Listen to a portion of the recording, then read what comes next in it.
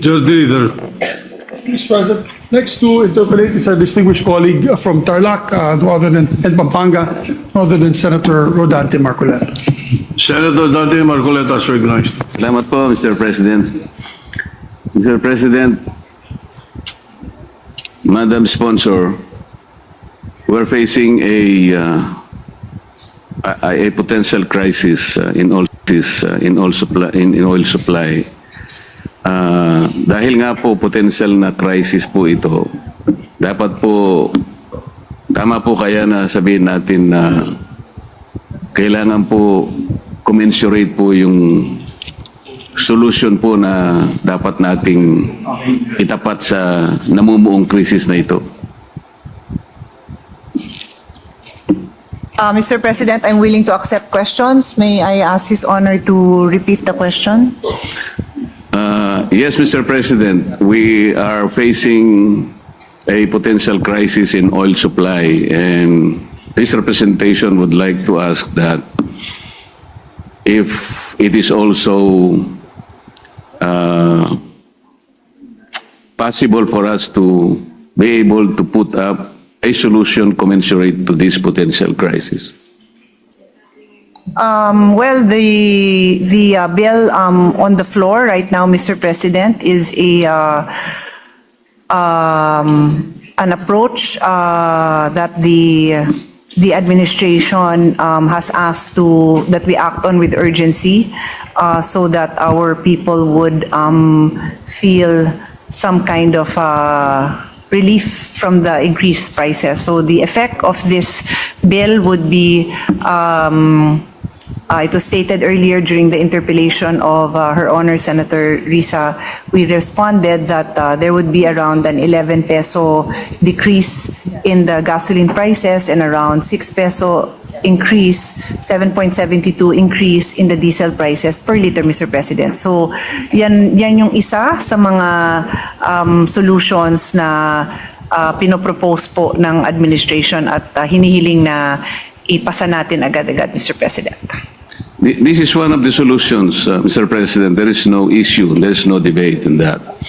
But as the good Senator Risa also said, meron din siyang corresponding problem na ibibigay sapagkat yung para sa excise tax na ginagamit naman natin to protect our people, meron din corresponding problem na makikreate. Kaya po tinatanong ito kung meron pa tayong mas karapat-dapat na solusyon na maiisip. I'm thinking about supplying or I'm thinking about a measure that will supply our country under the circumstances of enough oil supply. Halimbawa po, Madam President, Mr. President, naisip niyo po bang tawagin natin yung ating JCEC, ito yung Joint Congressional Energy Commission, para po sa ganon mapag-usapan kung paano tayo makakakuha po ng langis sa iba't ibang kaparaanan. For example, Mr. President, I'm thinking about a tank-to-tank transaction. Ito po ay direktang pagkuha ng langis. Halimbawa, hindi na po natin gagaygayin yung Strait of Hormuz sapagkat talaga namang sinara na ng Iran yon. Dalawa pong posibilidad ang pwedeng mangyari, Mr. President. Siguro po, dumirekta tayo dyan sa refinery po ng Petronas. Yung Malaysia, kaibigan po natin yan. At yung isa po, kagaya po ng alam naman natin, ang Russia po nakakakuha direkta sa Rotterdam. Ginagamit po niya yung route diyan sa pagitan ng Korea at saka ng Japan, at siya po ay lalabas do sa Arctic Sea. Makakarating siya sa Rotterdam gamit po yung mga tanker, sariling tanker. Iyon po sana yung iniisip natin na ibang paraan, hindi lamang po yung excise tax. Alam ko pong makakatulong ng konti, ngunit sa aking palagay, isang palliative lamang po ito eh. Makakatulong po, bakit hindi? Ngunit, meron din siyang isang problemang kikikreate. Kasi pag inalis natin ang excise tax, yun pong tinatapatan naman na tulong nito para sa ating mga kababayan, nawawala din. So parang na-offset lang. So ang iniisip ko po, Mr. President, sana po kung makatawag tayo ng makonvene po ninyo ang JCEC, may patawag po natin ang mga kababayan nating mga supplier ng langis para mapag-usapan po yung mas malaki at malawak pong pamamaraan kung paano po natin magagawa ng paraan ang problemang ito. Mr. President, maganda ho yung mga suggestion ninyo.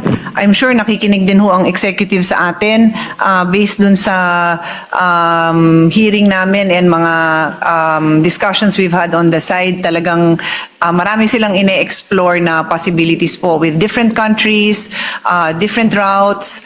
They're doing that, Mr. President. At kung ano naman maitutulong ng Congress, both the Senate and the House, open naman po talaga tayo dyan for the suggestions so that collectively we can find solutions, Mr. President.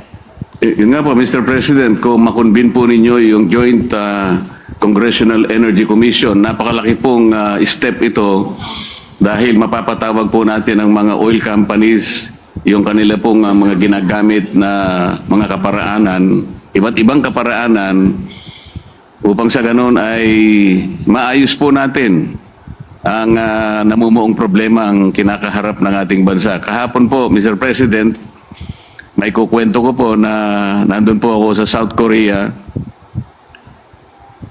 Alam po ninyo, sa aking pagtatanong, naapektuhan din sila pero isang araw lang. They were able to adjust doon sa circumstansya po. Kaya ang dali po nilang ayusin ang kanilang problema.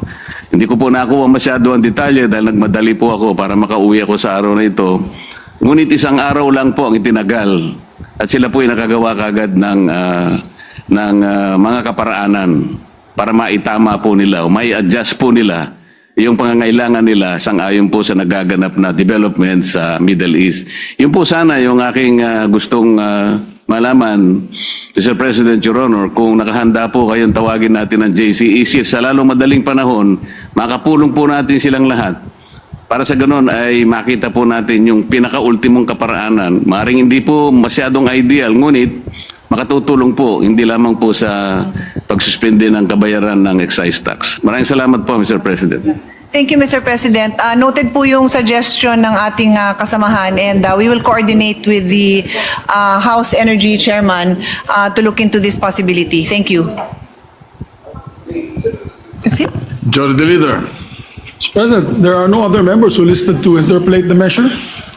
I move to close the period of interpellation, Mr. President. Any objection? Hearing none, period of interpellation is closed. President, I move that we open the period of amendments. Period of amendments open.